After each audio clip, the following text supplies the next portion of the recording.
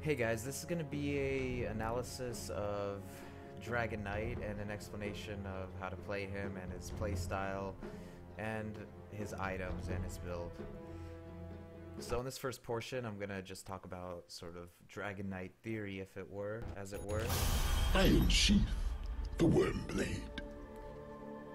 So to understand Dragon Knight, you have to understand what he's good at and what he's bad Prepare for battle. at.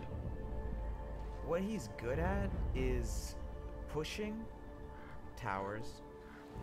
He's pretty good at that because he gets ranged, because he goes ranged. As long as he has his ult, he's a good tower pusher. And he has breathe fire. He's also can get very tanky with, especially with items, though he's not the most naturally tanky person. A little bit because he's got Dragon Blood, even though that might not become a factor until later in the game. 30 seconds to battle. And he's strength, so his item build with getting some strength items also increases his tankiness. But he has a vulnerability, and that vulnerability is usually exploited in lower ranked matches easily because he's slow and he doesn't have any sort of natural abilities to The battle get out of a bad begins. spot. So people who concentrate On and your focus guard. fire him can take him out. And that's what a lot of people get in trouble with Dragon Knight. There's several ways to approach playing him. The traditional way is to actually play mid and get items like a bottle and an armlet and maybe a Helm of the Dominator, but that's not the approach that I'm taking in this video or how I play Dragon Knight myself. I play him as a tank, and the reason is because I don't go mid, I go to the offlane, and oftentimes I'm going to be solo, and it's not guaranteed that I'm going to be able to farm this lane rate. So tank is the only way it could stay running. And so I get items that are oriented around that perspective. Okay, as far as the building of his skills, this is, in my opinion, the way to go. You want to start with Dragon Tail, his stun, instead of Breathe Fire as a level 1 skill. Breathe Fire can get you into trouble because it doesn't do that much damage level 1, and it's not going to increase your fighting potential that much. You're going to maybe accidentally push the wave with this skill, so it's best not to start with it. If you fight level 1, which is the skill that you want to get, is whatever's going to help you fight for the River Rune in this new meta, or whatever you want to call it, or the way the game is developed, where the Rune at level 1 is very important. You want the skill that's going to help you fight the best. And for Dragon Knight, it's his stun, of course. Or if you don't know that, try it out. You'll see that stunning a person is much more helpful than doing some damage, because it lets, for various reasons, positional reasons, how your team's gonna be able to go on it, but whatever. You guys all understand that. I'm just ranting. Second, to complete his burst, you want Breathe Fire. So level 2, you'll have a stun and Breathe Fire. If you have enough mana to do it, it could be a nice little burst at a level 2 engagement. After that, level 3, sometimes you can get Dragon Blood. If nothing's happened level 2 and you haven't used any mana, you can just skill another point into Breathe Fire. Oh, and you ask, why Breathe Fire and not another point of Dragon Tail? Well, this has to do with the reward of Breathe Fire when it's skilled at higher levels. Once you get to about level 3 and level 4, Breathe Fire is what's going to be able to swing a fight early game much more than if you skill Dragon Tail. Even though you get a longer stun and you get a little bit more damage, high rank Breathe Fire will clear the wave for you, and it will which is very important early game. So after you finish Breathe Fire, go ahead and finish Dragon Tail, and get Dragon Blood level 3 or level 4 depending on your mana, and then skill it last with, of course, Elder Dragon forms in between.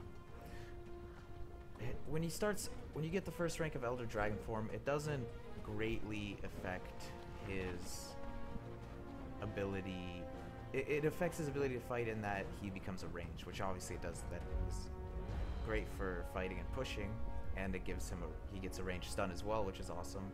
But it doesn't.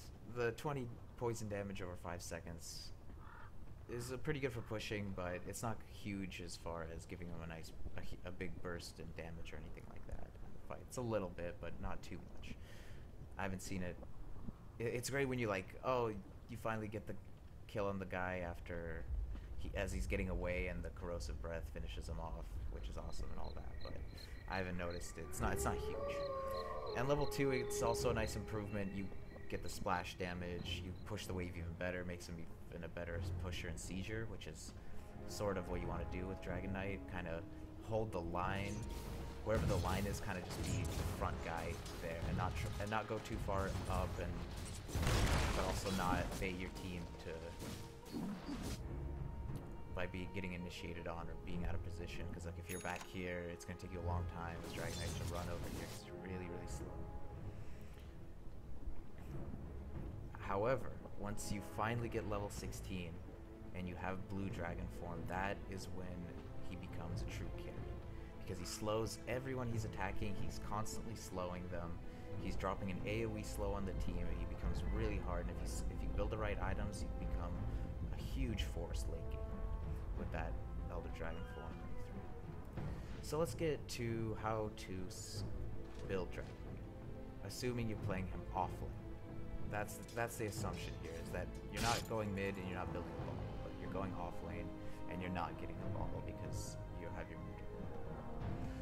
Instead of the bottle, okay, so let's actually start with your starting items. I know I have more gold right now, but this is how much gold. This will leave you with 25 gold remaining, and these are the 3 items you want to start with. The Quelling Blade is very important because otherwise Dragon Knight has a hell of a time farming. Without a Quelling Blade, his level 1 damage is actually really low, so he doesn't have like a giant sword or anything. He's got like a one-handed sword, so he's not doing a ton of damage. The Quelling Blade's gonna help a lot. Tangos, that's your early game sustain. Hopefully will hold you through before Dragon Blood kicks in. But of course, try to be conservative. The Stout Shield, that is his matching shield, the shield to match his sword. And the Stout Shield is what will let him take poke. Like if I was in this lane, it would be really hard for me to deal with Necrophos, because he's going to be shooting me when I try to farm. This Stout Shield is what's going to let me do it. And later on, it will be built into a Vanguard. Yes, a Vanguard. We'll get into that later though. However, between then and there, you're going to want to get boots, and my personal preference for boots is power treads. You can really build any boots you want on him. It won't make a huge difference. They're all kind of good in a way, because he almost needs any of these boots can work, but I'd go power treads, which is just all around. It will improve his DPS, it'll improve his tankiness and his mana regeneration, kind of a little bit of everything, so I like that. And this is the controversial item I go with, is Medallion of Courage. And why a Medallion of Courage? It has to do with mana regeneration.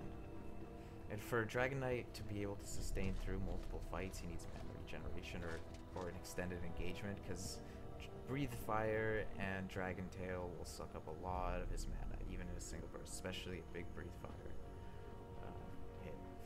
So the mana regeneration on this is very important, where normally people will get a bottle to deal with that problem with Dragon Knight. This is sort of the replacement to that. Other than that, why this one instead of a Soul Ring or something like that? You can go Soul Ring, that's fine, but this plays on the synergy of his Dragon Blood, because he's got extra armor. You can really stack armor on him, makes him extremely durable, and then the active on it's great because you can easily sacrifice your own armor and either boost an ally with 7 armor or reduce the armor of an enemy, which will help his damage a lot, considering I'm getting a tank item next. So you got kind of this overall, all-around stat build for him. Power treads, Medallion of Courage, and at this point, if you play him like me, you're gonna go and build him tank. And the tank item I love on him is Vanguard. I've seen people go with like a first item armlet, that's a popular one. I love Vanguard though. This is not something you see very often on Dragon Knight because people are trying to get more damage, but he becomes such a beast tank once you get this item. People do not expect him to be as tanky as he is with this and a Medallion of Courage. He has huge armor and a huge percentage reduction here. It will really surprise people. I don't necessarily build a Crimson Guard afterwards though. It can be good, but sometimes that's a bit excessive for overall tankiness. The Vanguard should do it. And there's other important items that you might have to get, such as a BKB. A BKB is kind of the ultimate solution as far as an item goes for Dragon Knight when he's getting shut down. The way to shut down Dragon Knight is to concentrate a lot of spells on him, really exploit the fact that he's slow. And a BKB breaks him out of that. It lets him go full on in the fight, not have to worry about getting focused by spells, and just do his thing in DPS and get in there. The other choice, and this is against spells, then the counter against carries is the Heaven's Halberd. You get the evasion, you get a lot of nice stats as well as the Sanya procs, and of course the active disarm can be really great for shutting down an opponent carry. The more expensive items, this is his sort of base items that are not too expensive. You should be able to get them at any game, and they synergize with his playing style well. The other ones, the sort of really carry big late game items that are expensive and very powerful that you should consider is Abyssal Blade, building from a Skull Basher. This is the stun route. It makes him like a stunned guy. Even when he's ranged, he has high attack speed probably, and he's slowing everyone. Now he's also stunning his target. Heart of Tarrasque, that's his tank item. Pretty much makes him unkillable for the most part. I mean, to try to kill him once he has a heart requires an entire team effort, and he could pretty much solo tank once he has this item in a lot of games. And then his pure DPS item, overall, just the best DPS item for him is Mjolnir. Once he has level 3 dragon form, he's slowing everybody, and he's proccing a bunch of chain lightnings around. All those slowed people are taking his damage. It's great for doing max damage. And so that's Dragon Knight. And you want to consider in any game what the situation is. These are his potential items, and depending on the situation, you choose which order you get them in and which items you're going to get that game, which ones you're not. But this is what you want to look at for what items to build on Dragon Knight, matching a off-lane tank style playing style. I hope that helps, and have fun playing Dragon Knight.